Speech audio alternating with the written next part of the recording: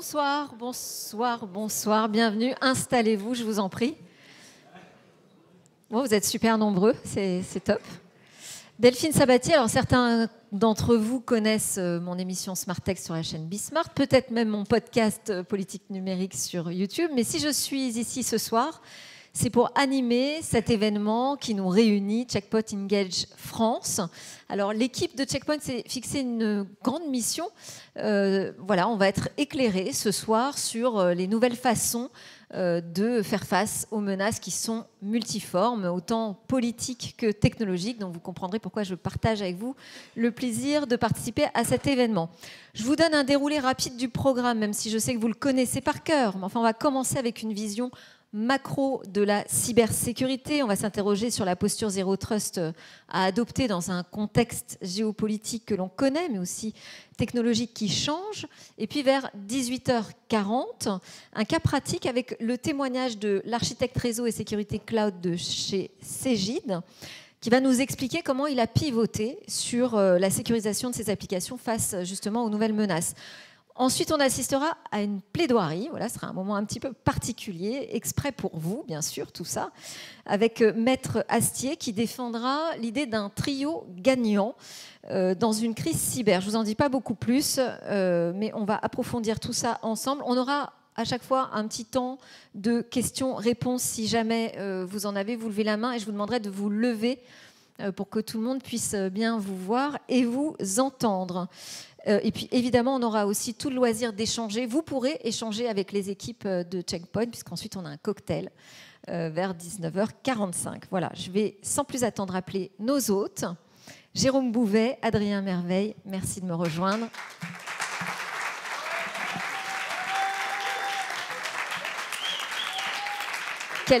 Merci Delphine. Quel succès, dis donc. Merci beaucoup. Avant qu'on commence, je voudrais remercier évidemment nos clients, nos partenaires et notre écosystème d'avoir répondu présent. On a construit un agenda et un contenu de qualité. Je voudrais évidemment aussi remercier nos sponsors sans qui cet événement n'aurait pas pu avoir lieu et avec lesquels nous aurons l'occasion d'échanger un peu plus tard. Ok, alors moi j'ai donc annoncé qu'on allait avoir une vision macro de la question cyber, mais avant d'entrer dans ce nouveau contexte, je me faisais la réflexion, finalement 2025, c'était aussi une année pas comme les autres pour vous, Checkpoint, puisqu'il y a un nouveau CEO monde qui est arrivé, un nouveau patron à la France, Jérôme en personne. Donc qu'est-ce que ça veut dire? C'est le signe de nouvelles ambitions de votre côté? Qu'est-ce que ça raconte? Alors qu'est-ce que ça raconte? Nouvelles ambitions ou ambitions réaffirmées? Effectivement, on a un nouveau directeur général monde qui nous a rejoint en la personne de Nadav Zafrir en décembre dernier, décembre 2024. Alors Nadav, assez expérimenté dans le domaine de la cyber, il a présidé une douzaine d'entreprises cyber et il a fondé, et il est toujours administrateur d'une société qui s'appelle Team 8, qui travaille dans le capital risque, notamment dans les sociétés de cyber, ce qui permet de tisser des relations, des réseaux et en particulier de nouer des partenariats stratégique avec des acteurs comme Wiz. Geoffrey viendra nous en parler tout à l'heure. Mais ça se traduit aussi concrètement par un certain nombre d'actions déjà dans cette ambition chez Checkpoint. Une des premières choses, c'est l'augmentation de nos budgets de R&D de plus de 10%. Alors c'est important parce que ça va venir soutenir une stratégie très importante pour nous, qui est la partie hybride mesh, qu'Adrien viendra développer tout à l'heure. Ça nous permet aussi, cette augmentation de budget dans la R&D, de venir accélérer le développement d'un certain nombre de produits ou de solutions, typiquement le SASI. Une place très importante à prendre et une demande effectivement de la part de nos clients extrêmement importante. Et puis aussi, dans ces budgets de R&D, on va pouvoir...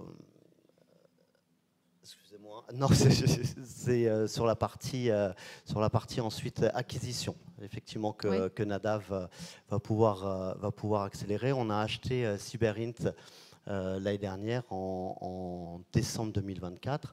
Solution assez importante parce qu'elle permet de collecter du renseignement sur la menace cyber, dit autrement, de pouvoir à nos clients se renseigner sur ce qui existe comme données les concernant sur le dark web.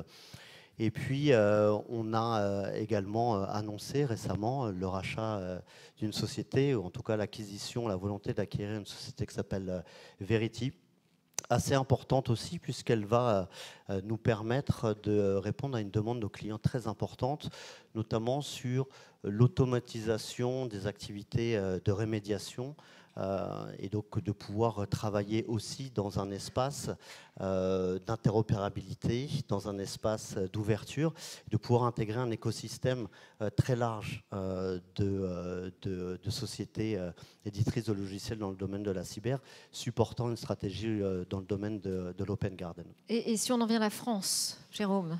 Oui. Si on en vient à la France... Avec votre arrivée. À la France, on va avoir deux sujets très importants, qui va être l'accompagnement et le développement également de nos partenaires. Je pense que c'est très important qu'on vienne les aider en termes de support, de soutien, de formation, de compétences, pour permettre de mieux accompagner nos clients. Et de notre côté aussi, avoir un engagement plus structuré, plus fort, plus pertinent auprès de nos clients, afin qu'ils puissent réaliser leurs projets de cybersécurité. Alors, sur le contexte actuel, le contexte géopolitique, quelle est votre vision de la situation? Alors, sur le contexte géopolitique, on va détailler ça avec Adrien. On a trois, je dirais déjà, je pense qu'il est important, c'est de rassembler les typologies de menaces qui existent. On a des menaces qui sont de l'ordre des attaques lucratives, très importantes. Alors ça, on le voit dans notre quotidien, on en entend beaucoup parler, tout l'aspect des ransomware. La France concentre à peu près 4% des attaques selon l'ANSSI, avec des dommages assez importants en moyenne. Il est convenu par l'ANSSI qu'une attaque, en tout cas la rançon, est de l'ordre de à peu près 60 000 €, même si la doctrine française, et Maître Assier viendra nous en reparler, est de ne pas payer ces rançons. Néanmoins, ça reste avec d'attaques extrêmement lucratives. On l'a vu récemment avec Libération, le journal, qui n'a pas pu produire et publier ses journaux parce que cryptoloqués. On l'a vu aussi avec l'université de Saclay, presque 1 téra de données qui ont été cryptoloquées. Donc c'est un sujet extrêmement important. On voit les attaques plutôt à des fins d'espionnage aussi. Adrien, tu reviendras là-dessus, notamment sur le profil de ces attaquants, mais qui sont souvent des bras armés étatiques.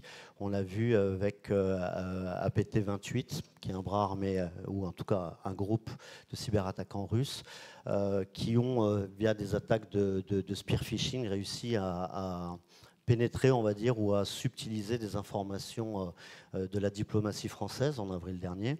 Et enfin, des attaques plutôt liées à la déstabilisation. On le voit dans notre quotidien avec les deepfakes, ou en tout cas le fait de promouvoir de la donnée mauvaise ou de la mauvaise information, ou déstabilisation, voire même destruction. On le voit notamment... a été communiqué hier une cyberattaque sur une banque iranienne afin d'aller couper les financements.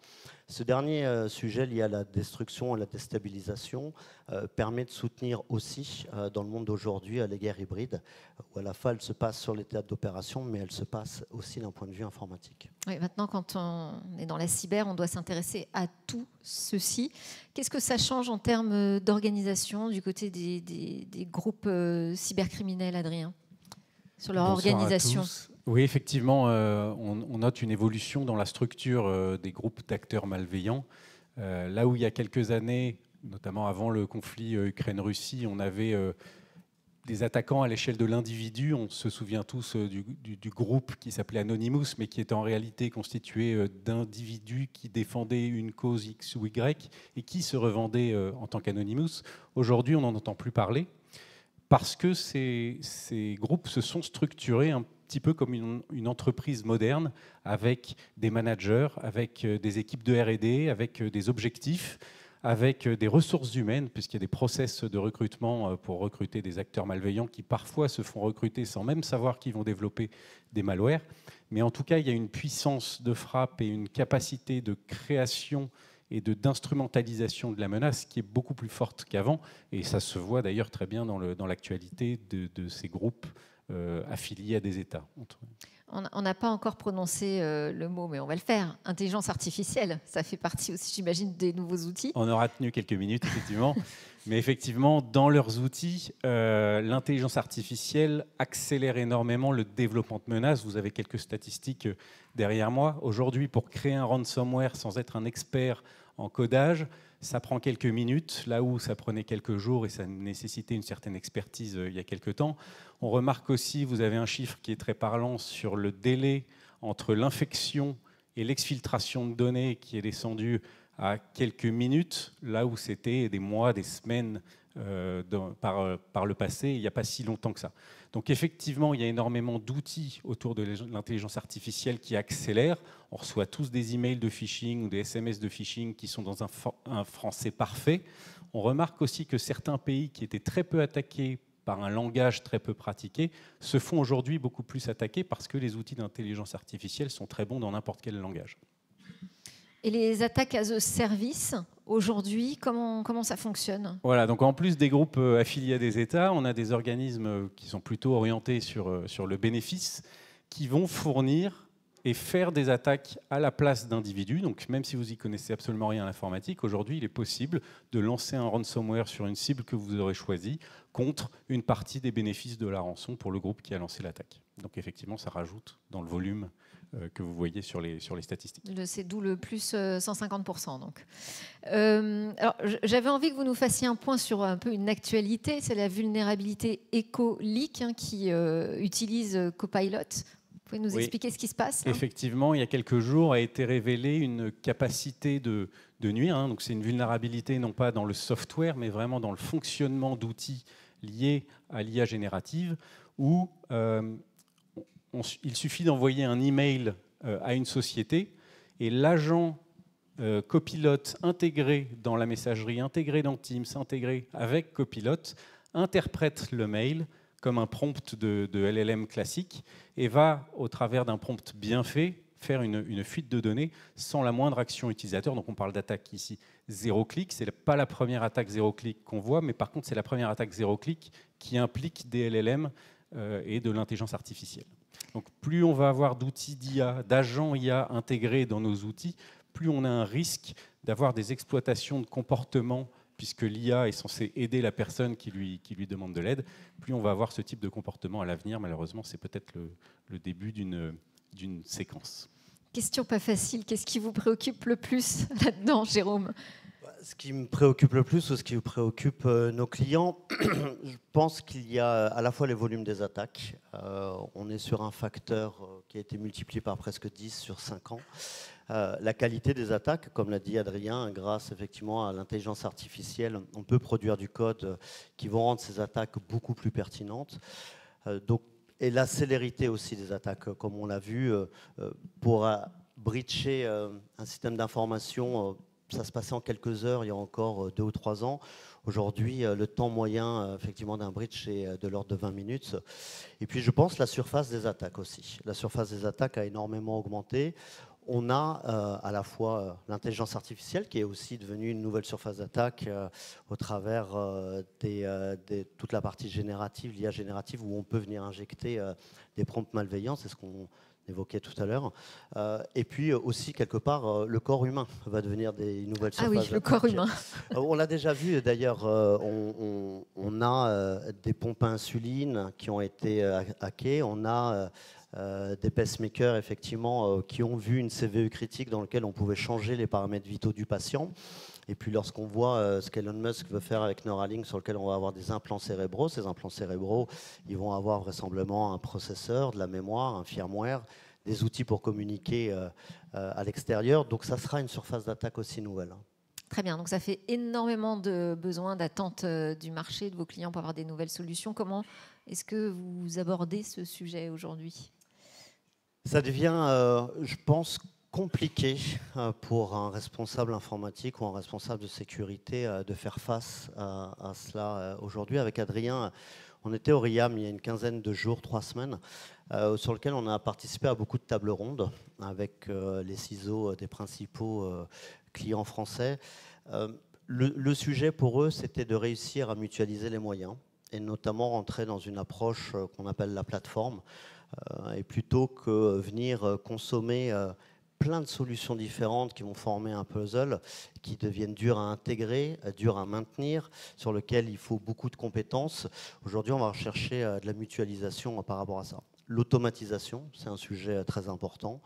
Pour faire face au volume et à la rapidité des attaques, il va falloir aussi que ceux qui cherchent à se défendre puissent répondre rapidement. Et enfin, le dernier sujet qu'on traitera aussi, qu'on a un peu évoqué avec l'Open Garden, qui est effectivement l'interopérabilité des solutions. Il n'est plus question aujourd'hui d'acquérir des solutions qui restent silotées dans cet effet plateforme. Il va falloir trouver des architectures, des moyens qu'on va développer tout à l'heure qui vont permettre de répondre à ces enjeux d'interopérabilité. Alors allons-y, développons. Quelles sont les nouvelles solutions aujourd'hui ? Exactement. Donc aujourd'hui, ce qu'on veut intégrer chez nos clients, c'est une certaine forme de simplicité dans un paysage qui est plutôt complexe. Complexe parce que les attaques sont plus nombreuses, complexe parce qu'il y a plus de vecteurs d'attaque, et complexe parce qu'on a aussi un aspect dont on n'a pas parlé et qu'on ne va pas développer aujourd'hui, qui est un pseudo-manque de ressources et de manque de compétences dans la cyber. Alors, quand je dis manque de compétences, ce n'est pas les personnels qu'on a n'est pas compétents, c'est vraiment il nous manque du personnel. En quantité, en volume. En quantité, exactement. Et donc, que ce soit chez nous, chez nos partenaires ou chez les clients, je pense que tout le monde a une certaine complexité dans cette forme de recrutement. Donc nous, en fait, ce qu'on essaye de faire, c'est d'apporter une forme de simplicité dans cet écosystème, et on essaye de le faire au travers d'une approche qu'on appelle hybride mesh. En quoi ça consiste ? Ça fait 30 ans qu'on fait de la sécurité réseau. On fait du firewall depuis 32 ans exactement. Aujourd'hui, le réseau, il n'est plus ce qu'il était il y a 32 ans, même s'il existe toujours sous cette forme-là. Le réseau, aujourd'hui, il est plus complexe et il est de plus en plus as a service. Donc lorsqu'on pense réseau, on va penser à des technologies comme le SASI, et c'est pour cette raison qu'il est au centre de cet écosystème, non pas parce que c'est le pilier le plus important, mais c'est parce que c'est le pilier incontournable. Quand Check Point parle SASI, quand on parle SASI aujourd'hui, on a forcément un prisme cyber dans la tête, mais il ne faut pas oublier que le premier élément lorsqu'on parle de SASI, c'est la connectivité. Et donc c'est pour ça qu'on le positionne au centre. Autour de cet élément-là, on va retrouver un certain nombre de technologies de cyber, qu'on appelle des technologies point à point, si je puis dire. Et au travers de cette image, vous allez voir une certaine forme d'éclatement, de décentralisation de cette cyber, parce que c'est très important d'avoir cette couche de sécurité qui va être proche à la fois des data et des utilisateurs. Et c'est ainsi qu'on va pouvoir garantir une certaine forme de résilience. On ne s'appuie pas sur un seul point, mais sur une multitude de points pour adresser cette sécurité. Et c'est ça un petit peu qu'on essaie de mettre en avant au travers de cette approche hybride mesh. Bien sûr, un certain nombre d'éléments de cette plateforme sont des éléments qui sont particulièrement mis en avant dans les cadrans Gartner, Forrester, etc. Donc on a une vocation à avoir un bon positionnement de chacun de ces solutions-là. Mais on sait très bien qu'on ne pourra jamais avoir du checkpoint, du sol au plafond chez les clients. On aimerait bien, Jérôme aimerait énormément, mais dans la pratique, on sait que c'est vraiment à la marge ou pas possible. Et donc, c'est pour ça que cette approche, cette plateforme, elle doit avoir un deuxième aspect, et Jérôme l'a un petit peu introduit, c'est ce qu'on appelle l'approche Open Garden. Open Garden. Par Gartner, c'est pas pareil. L'idée, c'est quoi ? C'est de dire, vous avez un écosystème, à travers des intégrations, à travers des partenariats, on va pouvoir faciliter la sécurité de différentes couches. Soit parce qu'on va venir directement sur la technologie appliquée de la sécurité. Vous voyez par exemple dans cet écosystème du Microsoft Azure, on a la capacité de venir intégrer dans des services Microsoft Azure comme V1 des firewall checkpoints pour venir appliquer de la sécurité sans que vous ayez à déployer vous-même les firewalls dans les environnements. On a des partenariats technologiques qui vont être fournisseurs d'identité parce que c'est important aujourd'hui d'appliquer de l'identité sur tout l'écosystème et en particulier dans la cyber, pour des questions de forensics, par exemple, mais aussi pour des questions de zéro trust et de politique de filtrage. Donc on a un éventail de solutions, je crois qu'on en a 250 partenaires technologiques, et cette logique-là, elle évolue vers une approche qui est d'automatiser la réponse à incident et d'augmenter la posture de sécurité. Et c'est un petit peu l'intention de l'acquisition de cette solution. Je ne sais pas si, Jérôme, tu veux dire un petit mot là-dessus. Sur la breaking news, Jérôme. Si, ouais, je suis très très content et très fier de cette intention de rachat qui doit encore se matérialiser. Moi, je viens d'un monde avant Checkpoint, où je travaillais beaucoup dans la virtualisation chez VMware. Et donc, on travaillait sur ce qui s'appelait le Software Defined Data Center. Avec Verity, je pense qu'on va arriver sur un sujet qui va être assez proche, même si ce terme n'existe pas, mais de Software Defined Security Center. C'est-à-dire qu'on va pouvoir, en fait, automatiser des réponses à incidents, quelle que soit la nature de l'équipement concerné. Donc on va pouvoir centraliser et aller faire de la rémédiation de façon automatisée. C'est une demande extrêmement forte de nos clients dans leur SOC ou dans leur CERT. Et ça répond à une logique d'open garden où quelque part, en fait, l'écosystème des solutions ne sont vues plus comme des outils, c'est-à-dire que c'est plus une marque en particulier qui rend un service, mais on considère plus que l'outil en tant que tel. Je pense que c'est extrêmement important de rentrer dans cette logique d'interopérabilité et de réussir à fédérer en fait l'ensemble de ces composantes sur un point unique et d'aller pousser ensuite de la remédiation de façon automatisée. Ça répond à ce que je disais tout à l'heure sur les contraintes, c'est-à-dire à la fois sur les volumes, à la fois sur la qualité et sur la célérité des attaques. Il va falloir trouver des solutions qui vont pouvoir automatiser ces réponses et ces rémédiations. Et Verity en fait exactement partie. Alors, si vous êtes d'accord, je propose qu'on creuse un peu cette approche Open Garden, parce qu'on a un invité de marque qui va nous permettre de vraiment concrétiser ce sujet. Donc, je vous propose d'accueillir Geoffrey de Seroux, vice-président de Wiz France. Merci. Geoffrey, je me permets juste un petit mot d'introduction sur Wiz, parce que Wiz, c'est quand même la pépite que le géant de Mountain View veut absolument acquérir. Il est prêt à mettre 32 milliards de dollars sur la table. Voilà, ça c'est ce que moi j'ai noté. Qu'est-ce qu'on peut dire de plus sur Wiz et notamment la filiale française, Geoffrey ? Merci beaucoup, bonjour à toutes et à tous.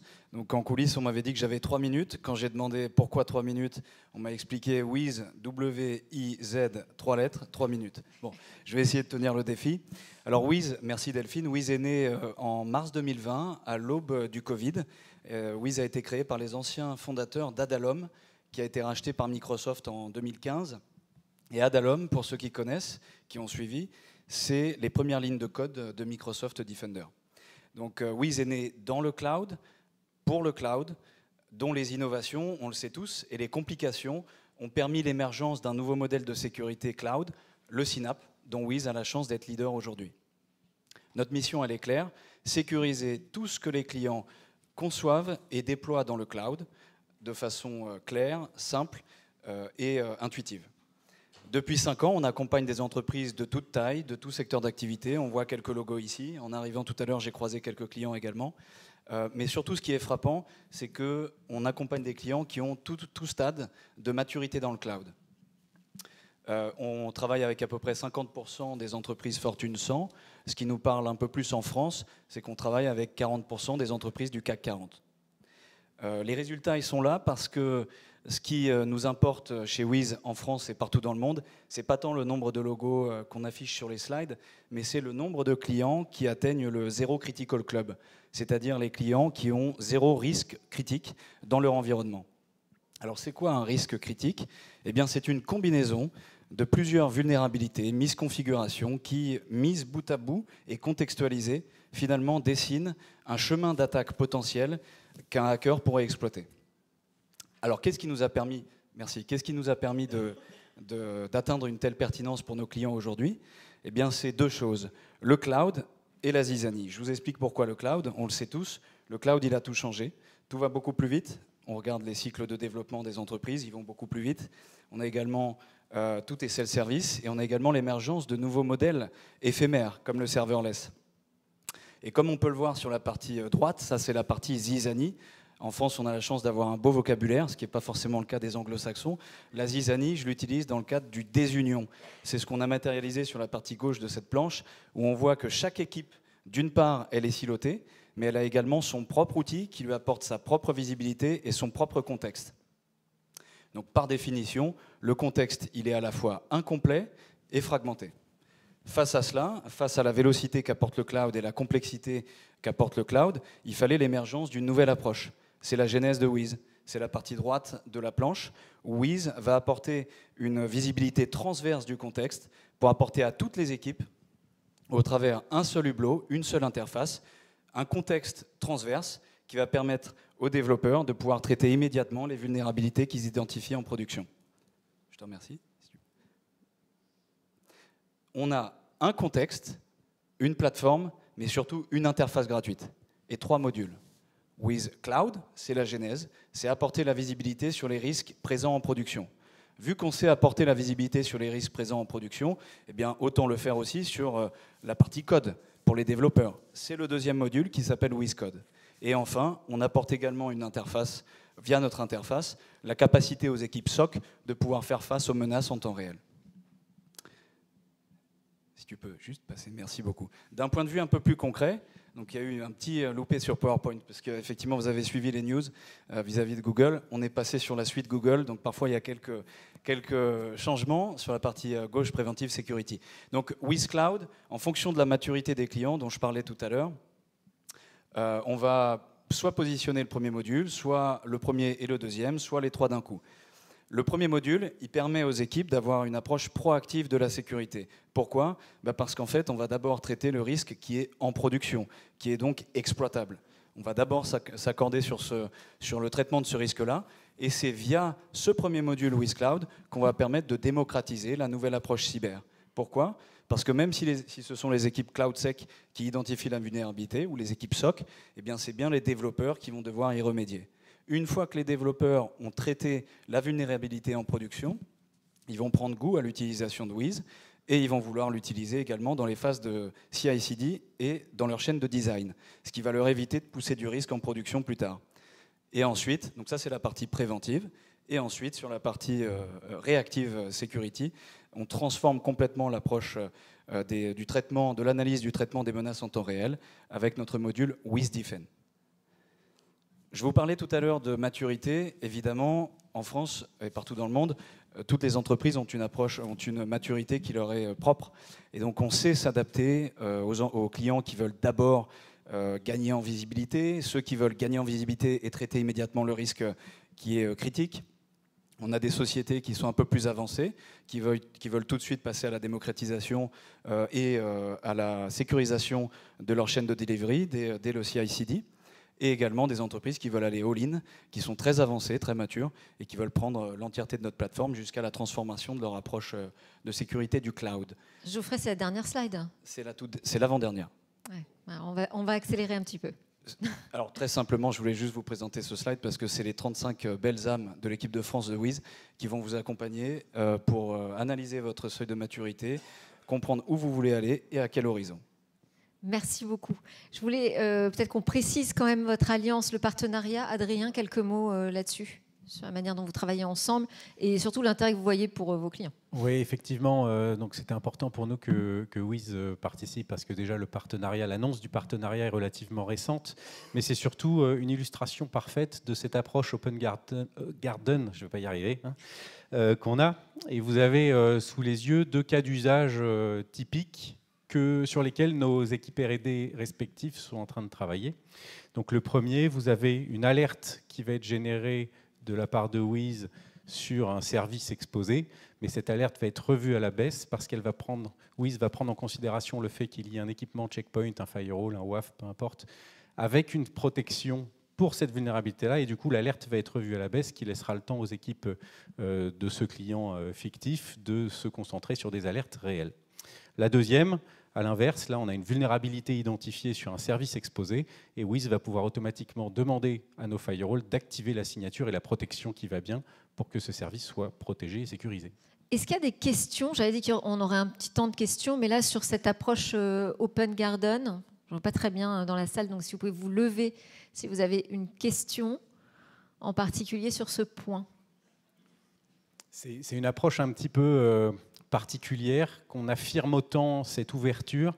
Et lorsqu'on a préparé la session tout à l'heure, ça a généré pas mal de questions sur nos intervenants externes. Donc on s'est dit que c'était pas mal de mettre une session de questions-réponses à cet endroit-là. Maintenant, si vous voulez la garder pour le cocktail, on continue. J'attends 2 secondes. Bon, on y va. On continue, on enchaîne.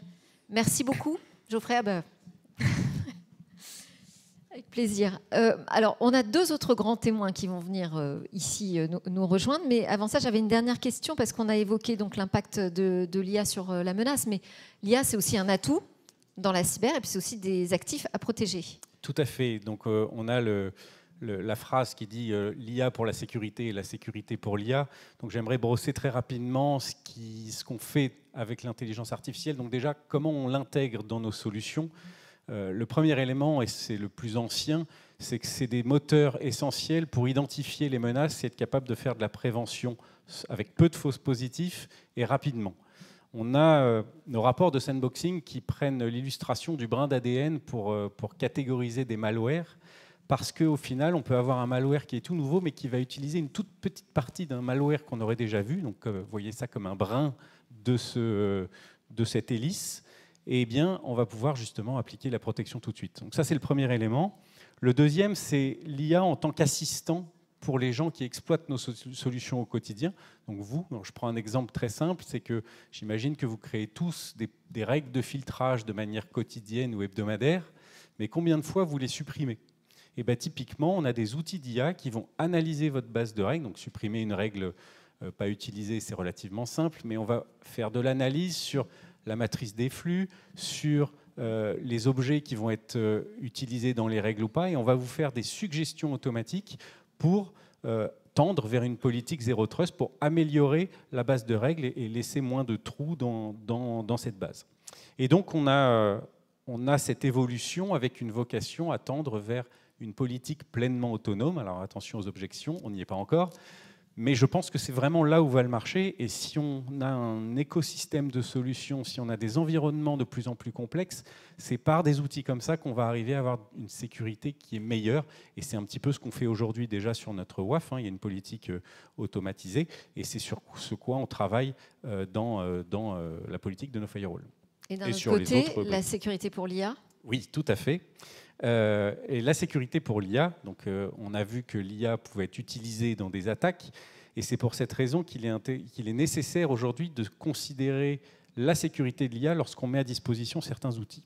Donc le premier cas d'usage, qui est peut-être le plus évident, c'est le comportement des utilisateurs, des employés d'une société, parce qu'ils vont s'en servir, comme tout le monde dans cette salle, je pense, pour les aider dans leur quotidien, dans leur métier quotidien, mais parfois on manipule des données qui sont confidentielles. Donc, est-ce que c'est de la génération de code ? Est-ce que c'est le travail d'une annonce de sortie produit ? Est-ce que c'est l'annonce des résultats de la société ? Tous les éléments qu'on va mettre dans ces prompts peuvent être réutilisés dans des réponses sur d'autres utilisateurs. Donc, voilà. C'est pour ça que c'est très important aussi de penser à la sensibilisation des utilisateurs. Et donc, on a des outils aujourd'hui qui vont vous créer un visuel avec le niveau de risque et les typologies d'usage de vos employés, avec une capacité de blocage si on a de la fuite de données sensible. Donc ça, c'est le côté un peu utilisateur. On a aussi le côté serveur, service, où d'un côté, on va avoir un partenariat, donc encore une illustration de cette approche ouverte, avec NVIDIA, pour venir directement dans les GPU qui vont construire vos moteurs d'IA, appliquer de la sécurité, à la fois pour segmenter les données d'entraînement, des données qui vont être utilisées par le moteur, les nouvelles données, l'accès aux administrateurs et les manipulations mémoire pour éviter les prompt injection. Mais si, comme beaucoup de structures, vous faites le choix de partir sur des tenants privés de fournisseurs publics comme ChatGPT, eh bien on a notre WAF qui intègre dorénavant les protections du top 10 OWASP LLM pour venir protéger contre le type d'attaque dont on a parlé tout à l'heure comme E. coli. Et dont on va parler juste après d'ailleurs, un peu de teasing. Jérôme, juste pour conclure cette introduction de plénière sur le positionnement de Checkpoint aujourd'hui. Moi, j'ai ma pensée où je souhaite qu'on soit perçu à la fois comme un leader d'opinion et aussi un leader technologique. Alors, un leader d'opinion, comme tu l'as dit, Adrien, ça fait 32 ans qu'on existe. Donc, 32 ans, on a passé 3 décennies à voir les mouvances des attaques évoluer, les comportements évoluer, les besoins de nos clients aussi évoluer. Donc, ce qui est important, c'est de pouvoir être assez certain de notre parcours, de nos acquis, et donc du coup pouvoir projeter une opinion qui soit crédible. 32 ans, je suis extrêmement fier de ça. J'espère qu'on se reverra aussi dans 32 ans. Peut-être avant quand même, non ? Avant, et aussi un leader technologique. Et alors ça, je ne suis pas tout seul à le dire. Ce qui est important, c'est déjà, on est né en inventant une technologie toujours utilisée, les firewall stateful inspection. Et le Gartner nous positionne aussi comme un acteur clé de fournisseur technologique. Ludovic en parlera sur la partie WAF, sur toute la partie ERM également, sur toute la partie de la sécurisation des emails et des outils de collaboration. On est donc un leader technologique qui vient sécuriser en fait de façon assez holistique toutes les composantes chez nos clients, leur système d'information, le poste de travail, les collaborateurs, le cloud, tous les sujets, les applications, les infrastructures on-premise. Donc oui, voilà, à la fois un leader d'opinion et un leader technologique. Allez, on enchaîne. Merci beaucoup à tous les deux. Plaisir.